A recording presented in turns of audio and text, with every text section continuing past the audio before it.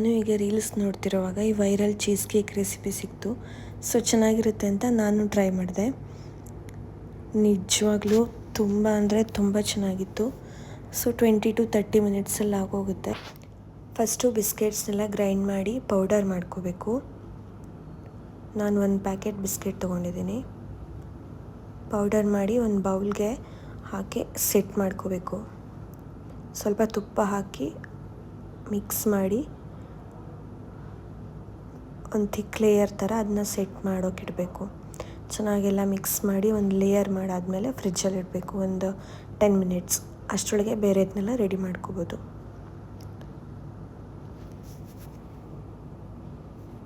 ನೋಡಿ ಇಷ್ಟು ಗಟ್ಟಿಯಾಗಿರುತ್ತೆ. ಆಮೇಲೆ ಮತ್ತದೇ ಮಿಕ್ಸರ್ಗೆ ಸ್ವಲ್ಪ ಪನ್ನೀರು, ಸಕ್ಕರೆ, ಕ್ರೀಮು,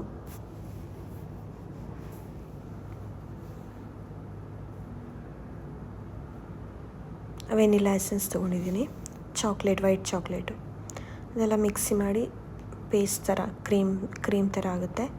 ಅದನ್ನು ಸೆಟ್ ಮಾಡಿರ್ತೀವಲ್ಲ ಅದ್ರ ಮೇಲೆ ಚೆನ್ನಾಗಿ ಲೇಯರ್ ಥರ ಹಾಕೋಬೇಕು.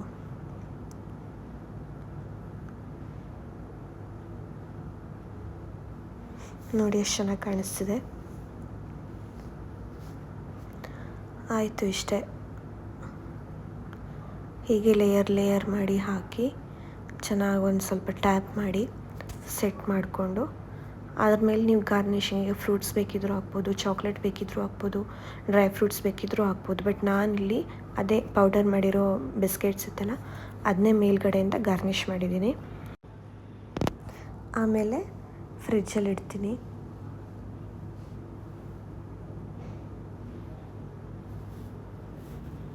ನೋಡಿ ಎಷ್ಟು ಚೆನ್ನಾಗಿ ಕಾಣಿಸ್ತಿದೆ. ಫುಲ್ ನೈಟ್ ಇಟ್ಟಿದ್ದೀನಿ ನಾನು ಫ್ರಿಜ್ಜಲ್ಲಿ. ನೆಕ್ಸ್ಟ್ ಡೇ ನೋಡಿ ಹೆಂಗೆ ಕಾಣಿಸ್ತಿದೆ ಅಂತ.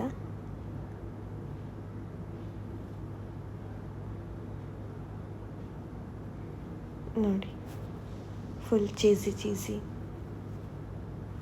ನಿಜವಾಗ್ಲೂ ತುಂಬ ಟೇಸ್ಟಿಯಾಗಿತ್ತು. ನೀವು ಟ್ರೈ ಮಾಡಿ, ಕಮೆಂಟ್ ಮಾಡಿ ಹೇಗಿದೆ ಅಂತ. Thank you for watching. Please like, share and subscribe.